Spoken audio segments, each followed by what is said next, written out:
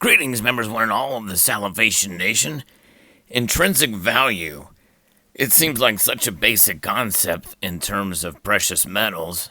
I think most of us understand what we mean when we say intrinsic value, and that's kind of what the biggest argument for owning precious metals is. But there's really a little bit more to it than what I had thought. Let's explore the concept and take a look at it and compare it with other types of values and with other types of things.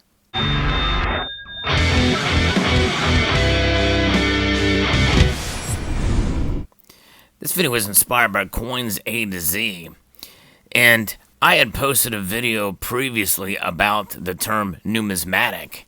The video is entitled Everything is Numismatic, because when you kind of take a look at the definition of the word and its meaning, it kind of gives you a better understanding kind of what we do here in this community in terms of collecting and acquiring these precious metals. And what you see before you here is an array of different styles of precious metals, both gold and silver.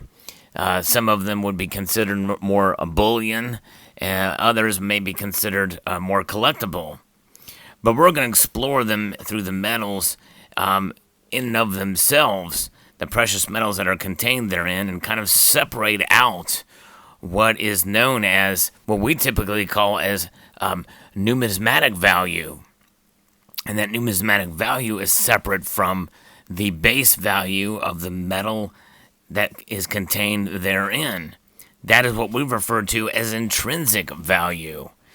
You know, you've heard me many times talk about, me as being a collector, that many times when we purchase a coin, that may have a relatively limited mintage, when we make a purchase of that particular coin, I always tell myself, well, you know what, I'm at the worst case scenario, if it loses all of its collector value, at least I can say that I am protected by the intrinsic value therein.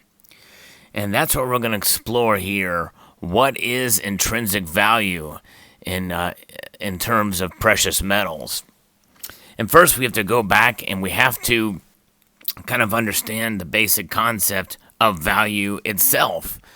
I've also posted a video say that silver will never increase in value because there's a difference between value and price.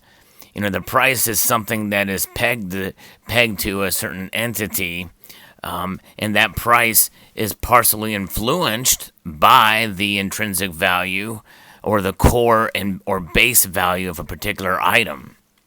For instance, this eraser here, it has intrinsic value. Now, it's not much. You purchase this brand new from the store for a couple of, maybe $1, maybe. Let's just say that it costs $1.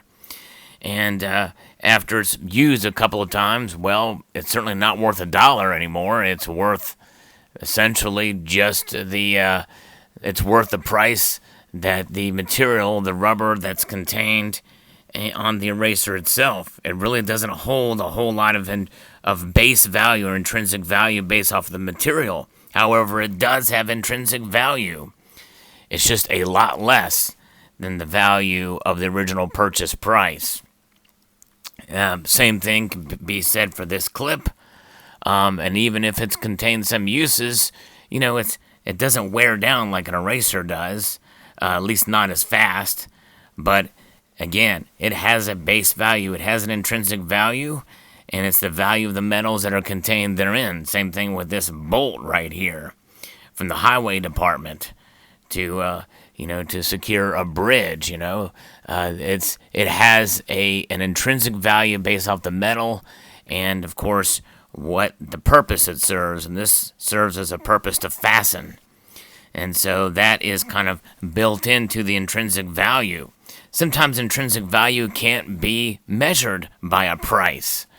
And, this guitar pick can be extremely valuable to me when I want to play guitar. Much more valuable to me than this silver bar right here. And so if I want to play guitar, there is the value of the plastic, which is in and of itself,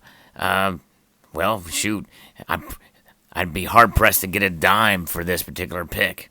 But the intrinsic value to me as a guitar player means that this will come in quite handy if I want to pluck the strings on a guitar. And so that is a part of the measure of intrinsic value. And everything has intrinsic value. Everything indeed does, up to and including this piece of unused toilet paper. Now, if I was to demonstrate the use of this toilet paper and have such as completing the act of wiping my rear end with this, it would still contain intrinsic value.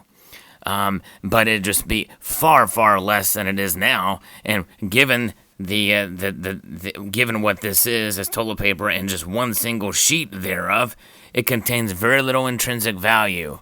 But make no mistake, even the smallest of things that are tangible have intrinsic value. Speaking of paper, this really technically isn't paper, but it's a cotton fiber entity. This has intrinsic value as well. Believe it or not, dollar bills have intrinsic value. Now, in and of themselves, as a form of currency, it is a dollar. And so that intrinsic value of the dollar and the faith that is contained therein is part of intrinsic value for right now. But if the dollar were to disappear, this would essentially just be a piece of paper, or cotton fibers in this case. But it still has intrinsic value. Intrinsic value essentially can be defined as any kind of entity, any kind of item, or any kind of relationship, really, that can be measured in and of itself for the sake of its being. For instance, this silver bar here, poured silver bar, for the sake of itself, it has that value. And we'll talk a little bit more about what makes up the intrinsic value of precious metals here in a moment. But let me give you an intangible example of intrinsic value.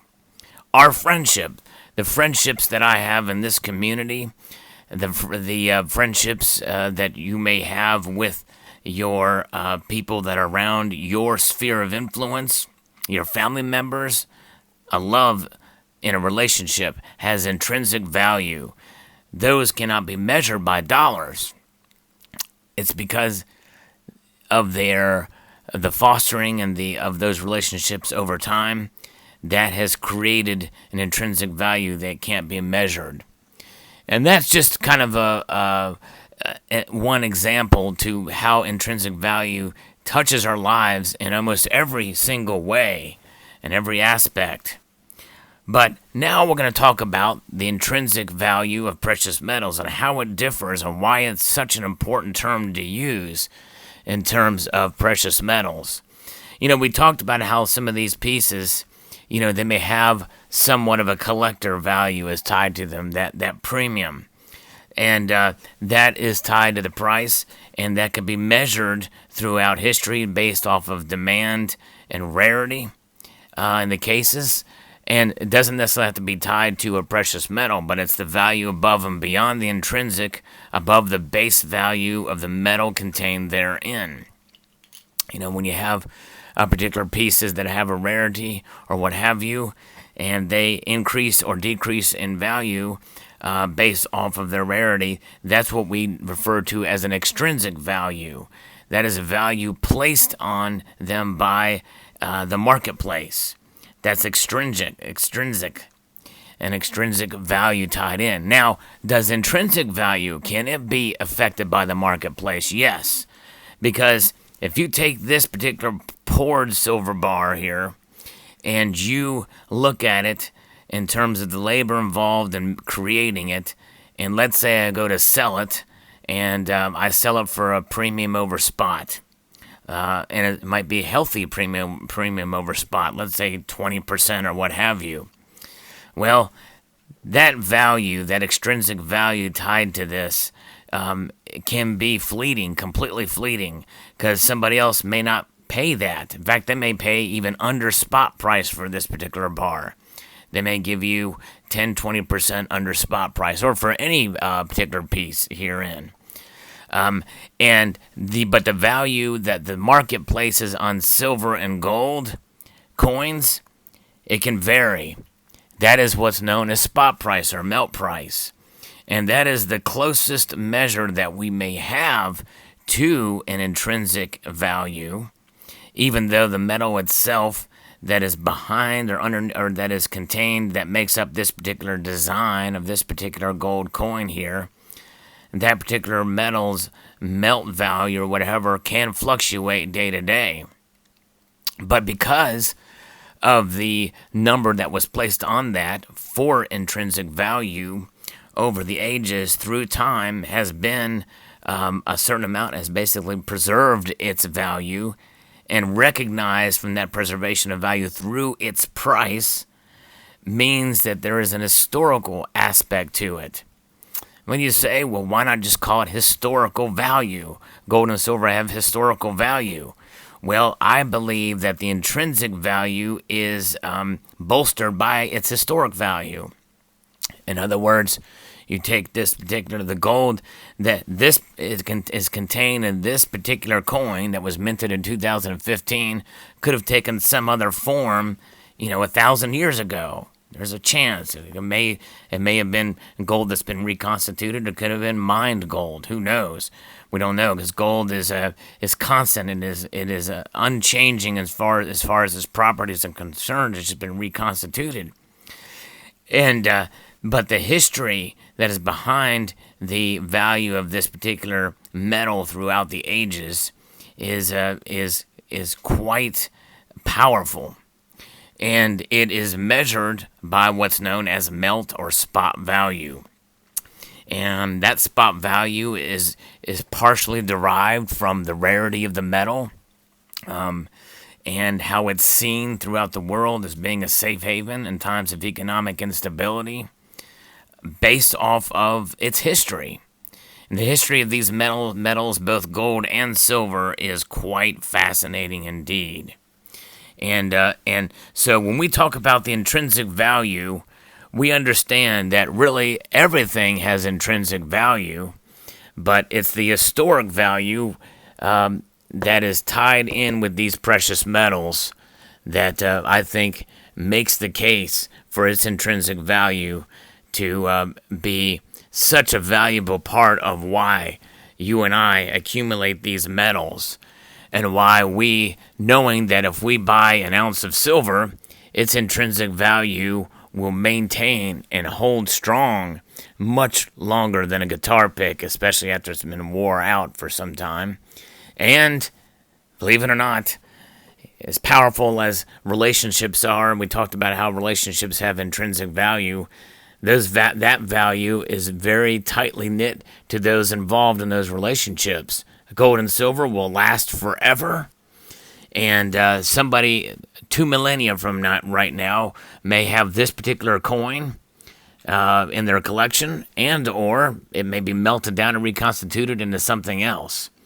It's a value that does not go away. Its intrinsic value will never disappear and just be reconstituted in a certain way. So I hope that helped. Post your thoughts below on your what you think about intrinsic value and how it's affected and how it changes, and but really, in a sense, how it remains rock solid and has stayed the same with these precious metals for so long. Post your thoughts below. I'd like to extend a multitude of gratitude, y'all, for watching, and encourage you to please rate, comment, and subscribe.